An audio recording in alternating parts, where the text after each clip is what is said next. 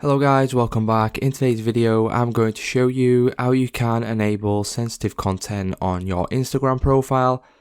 So first of all, what we need to do is head over to Instagram, and then what we can do now is head over to our profile.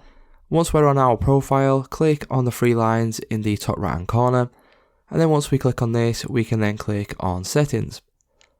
Once we click on settings, what we will need to do is head over to account. And then as you can see around the middle of the page there will now be an option for sensitive content control. Click on this, and then as you can see, obviously the definitions of more is you might see more sensitive content. So if you're not seeing the content that you want to see, you will need to enable the more option right there. And then as you can see, it will just reiterate that you will see more sensitive content, and obviously just give you a little bit of a warning. So if you're happy with this and you want to see more sensitive content, just click on confirm.